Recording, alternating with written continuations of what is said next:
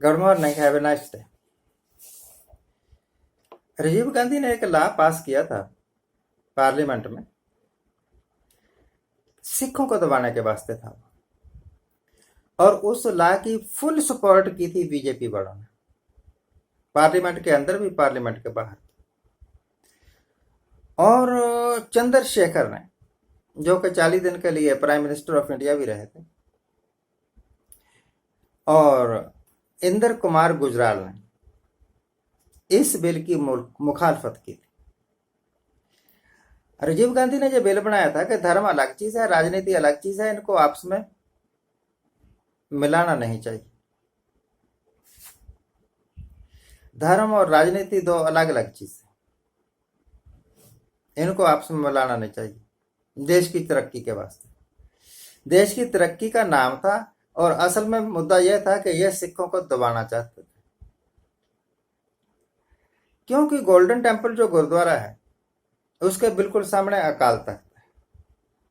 सिख धर्म से संबंधित जितने भी पॉलिटिकल फैसले लिए जाते हैं वो अकाल तख्त से लिए जाते हैं। और सिख धर्म के वास्ते अकाल तख्त हमारा सुप्रीम कोर्ट है, हमारा पार्लियामेंट। वहां से निकली हुई आवाज हर एक सिख ने माननी ही है, उसका क्रिटिसिज्म कोई नहीं। गुरु की बात का क्या क्रिटिसिज्म? आपके गुरु ने एक बात कही और आपने उसको क्रिटिसाइज कर दिया, तो इसका मतलब है कि आप अपने गुरु की विजडम पर शक कर रहे हैं। खैर, राजीव गांधी जिस वक्त यह कहता है कि धर्म अलग चीज है, राजनीति अलग चीज है, और लोग हाँ में हाँ मिलाते हैं, सुर में सुर मिलाते हैं, उस वक्त बात समझ में आती है ये कि ये हिंदुस्तान को एक धर्मनिरपेक्ष राज्य बनाना चाहते हैं। और छुपा हुआ एजेंडा ये है कि इस तरीके से हम सिखों को कुचल देंगे। सिखों को कुचलने के वास्ते कई मीर मन्नू आए, कई अहमद शाह अब्दाली आए, नहीं कुचले। सिख कोई कुचलने वाली चीज है ही नहीं, वो तो एक आइडियोलॉजी है। फॉर एग्जाम्पल, खालसा एड वाले हर जगह पहुंच जाते हैं, जहां पर भी कोई दुख है, जहां पर भी कोई कष्ट है, चाहे वो नेचुरल कैलेमिटी हो, चाहे वो युद्ध के हालात हो, चाहे रेफ्यूजीज की कोई समस्या हो, और वहां जाके मदद करते हैं। लास्ट ईयर जिस वक्त पार्लियामेंट्री इलेक्शन हो रहे थे, इलेक्शन जीतने के लिए बीजेपी वालों ने रोहिंग्या मुस्लिम का बहुत बड़ा मुद्दा खड़ा कर दिया था, ऐसे जैसे कि हिंदुस्तान में कोई दूसरी समस्या ही नहीं है, सिर्फ रोहिंग्या मुसलमानों की ही समस्या है, जैसे कि विदेशी घुसपैठियों की ही समस्या है।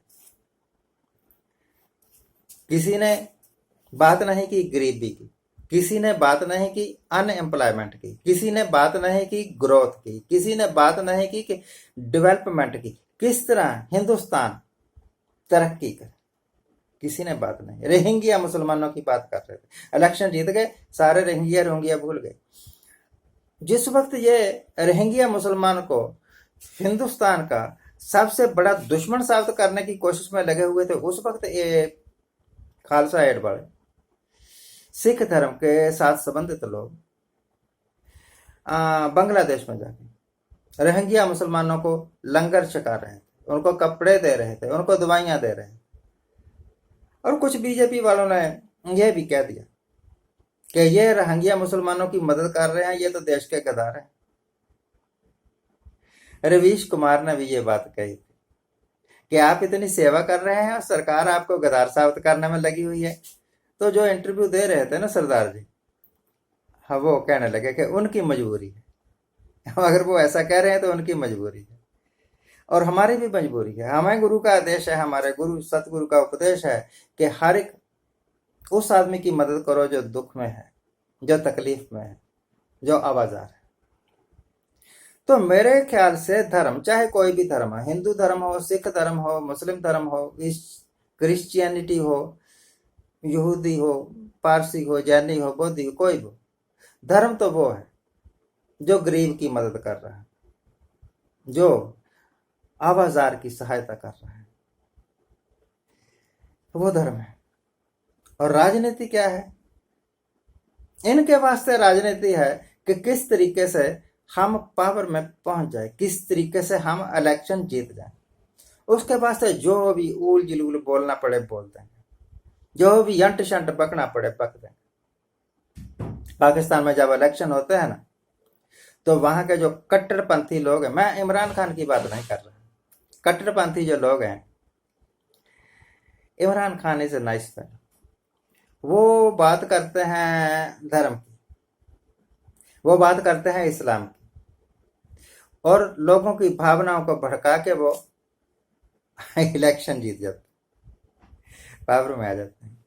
फिर वो अपनी मनमर्जी करते हैं, धर्म धर्म एक तरफ रख देते हैं, चल अब इसकी जरूरत नहीं, अगले इलेक्शन में फिर देखेंगे। हिंदुस्तान में 1990 से लेके आज तक बीजेपी पार्टी सिर्फ एक ही मुद्दे पर जीतती रही है, राम मंदिर का मुद्दा, राम मंदिर का मुद्दा। जब कोई लीडर, चाहे वो अडवाणी हो, चाहे वो मोदी हो, चाहे वो योगी हो, या इस तरह के कोई दूसरे, स्टेज पर खड़े होकर लोगों को कहते हैं कि क्या राम मंदिर नहीं बनना चाहिए, या आकाश को छूता हुआ भव्य राम मंदिर बनाया जाएगा भाइयों और बहनों, और इलेक्शन जीतना होता है एजेंडा। जिस वक्त इलेक्शन जीतने के लिए जोगी साहब कहते हैं कि हनुमान जी भी, हनुमान जी को क्या बोलते होंगे, बजरंगबली बोलते होंगे शायद, हनुमान जी भी शेड्यूल्ड कास्ट थे उस वक्त सिर्फ इलेक्शन को जीतना है। वहां शेड्यूल्ड कास्ट लोगों की वोटें ज्यादा होंगी, इस करके हनुमान का कुल भी इन्होंने शेड्यूल्ड कास्ट बना दिया, जाति भी शेड्यूल्ड कास्ट बना दी, बाप का भी शेड्यूल्ड कास्ट बना दिया, पूरा परिवार शेड्यूल्ड कास्ट। और इधर हिमाचल की तरफ आते हैं तो यहाँ राजपूत ज्यादा हैं, जहाँ ब्राह्मण ज्यादा हैं, तो यहाँ आके अगर वो लेक्चर देते तो कहते हनुमान जी भी, बजरंगबली भी ब्राह्मण थे, जाति के उच्च कोटि के ब्राह्मण थे। ये ऐसे करते हैं। हनुमान एक देवता है, मैं खुद मानता, हनुमान सर गर्र समाना, गुरु ग्रंथ साहब में दर्ज है। हनुमान एक देवता है, राम एक देवता, कृष्ण एक देवता, देवता की, और लोग इनको भगवान की तरह पूजते हैं। जो है ही भगवान, जो है ही गॉड, वो सबका है। जो भी वो उसको मानेगा वो उसी का है। उसकी कौन सी जाति, उसका कौन सा धर्म, उसका कौन सा रंग रूप, पर अपना इलेक्शन जीतने के लिए ये लोग धर्म का, भगवान का यूज कर रहे हैं। तो मोदी साहब को शक होगा कि वो इलेक्शन अपनी काबिलियत से जीते हैं, बिल्कुल गलत बात है। योगी को लगता होगा कि वो इलेक्शन अपनी काबिलियत से जीते हैं, बिल्कुल झूठ है। इलेक्शन जीते हैं ये राम का नाम लेके। अगर इनकी अपनी कुछ काबिलियत थी, बादल साहब जब इलेक्शन जीतते हैं अकाली दल वाले, तो सिख धर्म की सपोर्ट से जीतते हैं। अपनी काबिलियत है तो दिखाओ ना कि मैं बादल हूं, मैंने ये काम किया है, मुझे वोट दीजिए। मैं मोदी हूं, मैंने ये काम किया है, मुझे वोट दीजिए। मैं योगी हूं, मेरी काबिलियत ये है। तेरी तो काबिलियत ही कुछ नहीं। आप तो सिर्फ झूठ और फरेब की राजनीति करने के मतलब ये करते रहे है ना, करते रहे, आगे भी करते रहे। धर्म का प्रयोग करके इलेक्शन जीतना, धर्म का प्रयोग करके राजनीति करना। जब आपकी मजबूरी है तो 1984 में, मतलब उसके बाद 84-5-6 में किया होगा शायद, राजीव गांधी ने ये लॉ पास कि राजनीति और धर्म को अलग अलग कर दो, इनको मिलने नहीं देना। आपने उसका साथ क्यों दिया था? हमें कोई फर्क नहीं पड़ा, सिखों को कोई फर्क नहीं पड़ा उस लॉ का। आपने क्यों किया था? फिर आपने उस लॉ की सपोर्ट की, तो फिर आप हर जगह धर्म को क्यों लेकर आ जाते हैं? आप में काबिलियत है तो जीत के दिखाओ इलेक्शन, 10 वोटें नहीं पड़ेंगी। ये पाखंडी लोग हैं। ये पाखंडी जो कुछ कहते हैं वो करते नहीं। जीएसटी का विरोध कर रहे थे, पेट्रोल की कीमतें बढ़ रही हैं, विरोध कर रहे थे। रुपीस की कीमत डॉलर के मुकाबले में घट रही है, ये विरोध कर रहे थे। जब ये आए तो वही सारे काम किए जो कांग्रेस कर रही थी, जिन चीजों का विरोध कर रहे थे उन्हीं को अडॉप्ट करके आगे चले। यह पाखंड है, ये धूर्तपन है, ये देश के लोगों के साथ धोखा है। क्या ऐसे धोखेबाज लोगों को सजा नहीं दी जानी चाहिए? इनकी सजा यही है कि ये अगले इलेक्शन में आप इनको हरा दो।